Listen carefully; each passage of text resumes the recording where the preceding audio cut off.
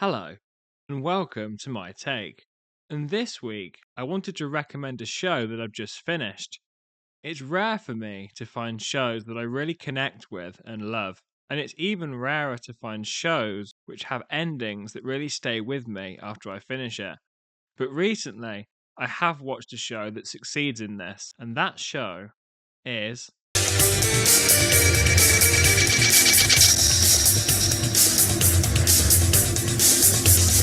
Life on Mars is a two-season BBC drama starring John Sim and Philip Glenister, and from what I've watched in my life so far, it is by far the best police drama series that I have come across.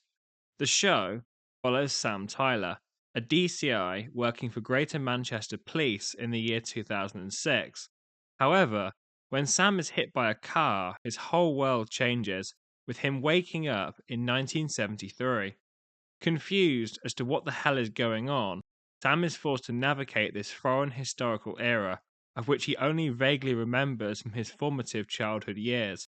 He wakes up to find himself still a police officer in this era, only now demoted to the rank of DI and working in a radically different time in how the British police operated. This is where he meets his new boss, DCI Gene Hunt, a complicated figure who Sam finds hard to understand and unsure what to think of. Gene Hunt symbolizes an entirely separate era of policing to anything that Sam is accustomed to. There were far less rules and regulations in British policing in the 1970s than there are in more modern times. So as a result, Sam repeatedly clashes with Gene Hunt and the rest of the CID branch over their at times more questionable methods of policing. This is one of the fundamental elements that the show explores. Each episode takes on an individual criminal case, and Sam and Gene bring their policing methods to the case at hand, with mixed results from both of them, with them often finding that a combination of their methods lead to successful arrests, showcasing that they both have a lot to learn from one another. The show succeeds in providing a very balanced and interesting moral and ethical debate over the way policing should be conducted. The show isn't afraid to shy away from the issues of 1970s policing, but nor is it overly condemning of the way that it operated. Part of the reason it's able to achieve this is through the show's world building, which is astoundingly good. The show really builds out that 1970s environment in a great deal of depth, and as someone too young to have ever seen that era, it's been fascinating to watch a show that enables me to step back and see the world the way my grandparents did when they were younger. The show's world building is so good because you get to see a bit of everything. You see all sorts of environments and people of all sorts of different classes and backgrounds, as well as lots of different locations across 1970s Manchester too. Because of this, it shows how the police of the 1970s fitted into the wider world of the 70s, and therefore was able to portray an accurate and fair representation of that era. This excellent world building is all enhanced by an absolutely fantastic soundtrack, both in terms of the show's score, composed by Peter Nashel, but also through its frequent use of contemporary 1970s bands like ELO and most prominently David Bowie, of which the show's name, Life on Mars, is a reference to Bowie's song, which is also significant to the show's plot as well. Alongside its individual episode plots, the show has a broader overarching plot across the two seasons as to what is happening to Sam Tyler. Is he mad? In a coma? Or is he even still alive?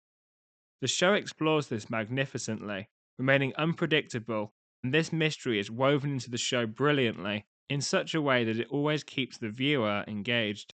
All of the supporting police officers, such as WPC Annie Cartwright, DC Chris Skelton, and DS Ray Carling, are all equally engaging and interesting characters that help flesh out this world and give Sam Tyler more people to bounce off.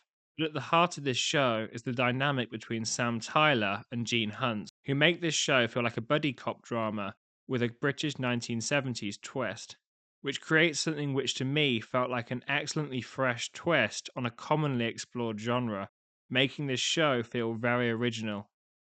Overall, then, Life on Mars is a show I can highly recommend. It's brilliantly written, designed, and performed, and without spoiling anything, the ending of the second season is absolutely fantastic in my opinion. So if you're looking for a new police drama series to watch, then look no further than Life on Mars. And if you're not super big on police dramas generally, then I'd still give this show a go, because it's one of those rare shows which is so good it can appeal to an audience broader than just the fans of any given genre. Much in the same way that Game of Thrones appeals to many people who aren't generally as big of fans of the fantasy genre. I'm currently watching Life on Mars' sequel series, Ashes to Ashes, which continues some of the plot elements left ambiguous at the end of Life on Mars. So once I've finished that series too, I shall likely make a breakdown of the ending of both series and what the overarching concept behind both of these shows signifies. But in the meantime, if you've made it this far, thank you so much for watching. And if you do watch Life on Mars, then I hope you're able to enjoy it as much as I did. And if you want to support this channel, then please do like and subscribe for more reviews, recommendations, and breakdowns on movies and shows. Thank you.